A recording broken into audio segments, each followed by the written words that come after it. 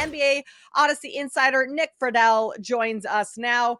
Nick, we are getting ready for the All-Star break. I mean, I say that like not very enthusiastic whatsoever, because the product has not been very good as of late. So how much do you think this product, the new format of the All-Star game, is going to change what we've been seeing over the past couple of years? Sadly, I don't. I think this is kind of what it is at this point for the league and for All-Star Weekend. And the saddest part to me, having covered so many of these through the years, is people didn't dislike East versus West. It worked for so long. They just wanted the players to try. And in these games, for whatever reason, they cannot get the stars of stars to consistently play hard all the time. It has really, really hurt the league itself, because this was such a showcase game with so many people always tuning in to see how often guys were going at each other and how much fun it could be. So the hype that used to be there for this 3 or 4 day stretch in whatever city it may be, it's just not there anymore, and the league is much worse off because of it. Now, for the longest time, there was a lot of hype around the dunk contest, too. And that's kind of been the one that's taken the criticism for years, even before the All-Star game really has. I mean, listen, Mac McClung's the favorite. We've seen him win a couple of slam dunk contests. We know what he can do. Is that an event? Is that something that you could ever see becoming just something that stars are interested again? Because like that's always what made it back in the day. We talk about Jordan and we talk about Kobe and we talk about Vince Carter when they brought it back. It just feels like now players realize, at least from what I see, it's a lot more of, it doesn't benefit them to be in it as much as it benefits them more to not be a part of it and then like not fail on a national stage doing it. I think that's the key part of it. Guys don't want to seem to get into it because they're like, well, if I mess up, then it's going to get replayed 32,000 times over the years. When that happens, well, you're not going to get the highest quality of star available, which is why if you asked people walking down the street if they could tell you about the 4 guys in the dunk contest right now, they would just look at you like, what the hell are you talking about?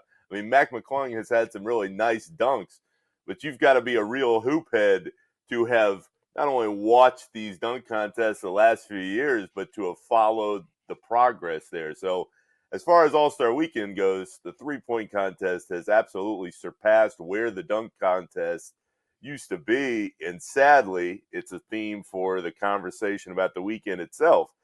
I think so many people are always so hyped about the dunk contest, then they see who's actually in it, and everything kind of disappears. And certainly going into Saturday now, that's not going to change because, again, most people don't know who the hell these guys are.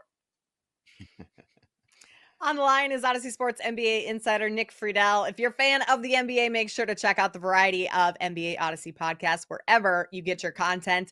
Nick, speaking of the three-point contest, we have Damian Lillard trying to go for the three-peat. In your time covering the league, I mean, you get to know these players on a different level in terms of their competitive nature, and no one is more competitive than Damian Lillard.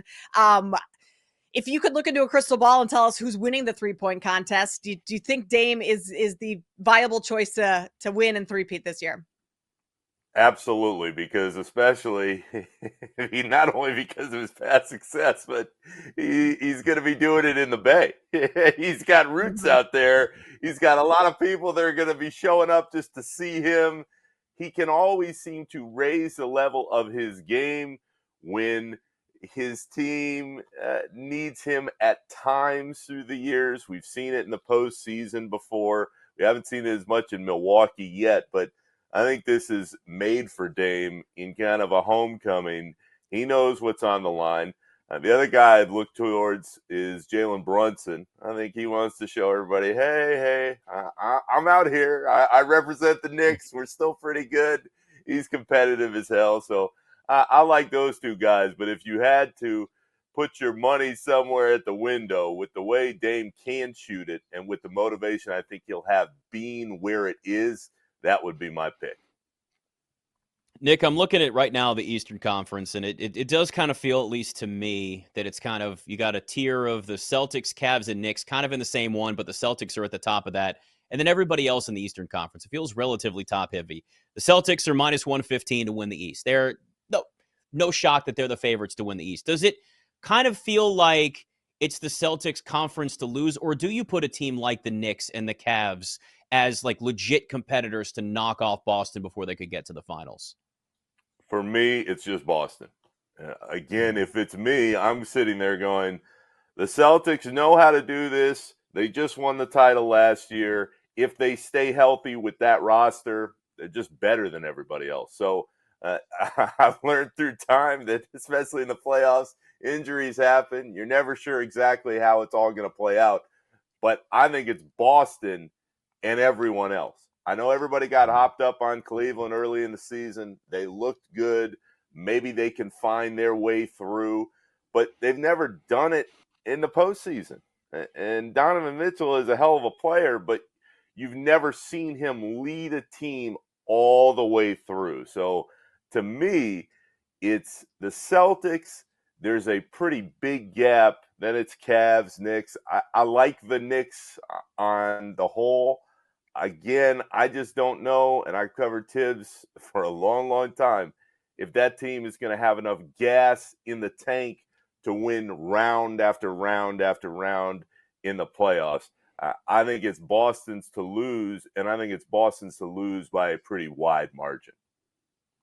So covering Tibbs and hearing you say that the gas might not be there towards the end of the playoffs, why doesn't he adjust his coaching philosophy then and maybe not run his guys into the ground during the regular season? Because you're right.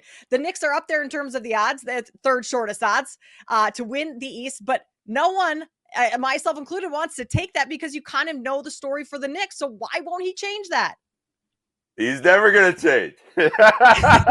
Tibbs is never, ever, ever going to change. He plays his best guys the most minutes. That has been the story on Tom forever, as long as he's been in the league, but certainly dating back to the beginning of his time in Chicago. When you look at the roster now, I think they have the talent to potentially get to the Eastern Conference Finals. I don't think they're better than Boston, but I think they have what they need to a point. My issue isn't even so much that they run out of gas, which has, again, always been the case, to your point. It's that when I look at the Knicks, who are they going to turn to when a Boston or a Cleveland or whomever puts all their focus on Jalen Brunson? Who's going to step up out of the Bridges, the Towns? Who is that guy? I don't see that guy that's going to be able to elevate them offensively the way they're going to need. So I think the Knicks have two factors working against them. One, those minutes always seem to catch up in the playoffs. And two, that second guy that you're going to need to create and get to the rim and score the points when they get all over Brunson. I just don't think he's still there on the roster right now. On the Western Conference side of things, I mean, the Thunder sitting at 44-10. They got an 8-game lead over Memphis for that 1 seed in the West. And we know the talent that's there, but you've also seen in the past, it takes young teams, it takes a little bit of time to kind of break through and have that success in the postseason versus the regular season. Do you look at the Thunder as kind of a runaway team in the West like you do the Celtics, or is it a little bit more wide open in your eyes? To me, there's a little bit more wiggle room in the West for some other team to appear.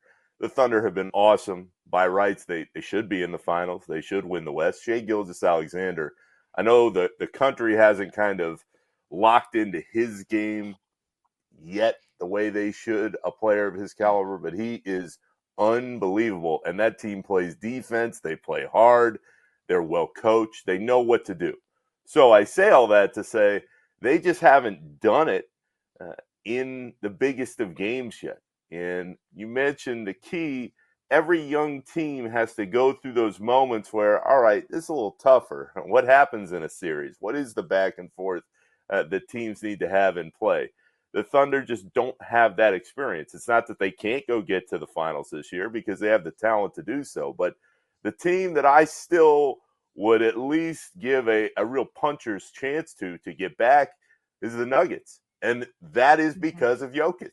I mean, people just, they kind of sleep on him because he's still so awesome. He doesn't say much. He just goes out and plays. But the dude can absolutely carry that team when he needs to. Jamal Murray seems like he's finally found his rhythm again after a really slow start at times. And when you have that type of promise from a group that has won and has been through it, then it seems like I don't think it'd be the best thing to just say, well, the Thunder are just going to ride through the West and find their way against Boston, at least to me. I would think that Denver really has a shot, and they have that shot because of the guy who's won the MVP over and over again. Speaking of the MVP and Jokic, he's 3-1 to win it, where SGA is -500. But if you look at Jokic's numbers this season, they are MVP type numbers. I mean, the guy's been absolutely unbelievable. Are we just getting tired of giving Jokic the MVP every year? Shea certainly deserves it as well. I mean, phenomenal case for him. But to see that big of a gap between the two, does that surprise you at all? It does, but the key is the MVP, for as long as I can remember covering the league, is about narrative. It's about who gets that push, especially towards the second half and into the end of the regular season. And people are sick of giving it to Jokic. I mean, let's be real. You're always looking for somebody else to kind of find their way through. And SGA has been unbelievable. Again, I don't think people who don't follow the game day to day understand just how good this dude is. But Jokic's numbers have been absolutely incredible. Again, it's just that he's won it so often now. And people are kind of like, the Nuggets are just kind of there. It ties into who should get that push going into the Western Conference playoffs. There's a reason why the odds are where they are right now. There's a reason why I think SGA finally breaks through and gets it this year. But to the point about Jokic, I don't think that he is ever going to get the respect that he really deserves because he is so consistent and he goes out and he just plays unbelievably well night after night after night. And I think the comparison here between these two guys is it doesn't seem like either one of them's looking for the attention.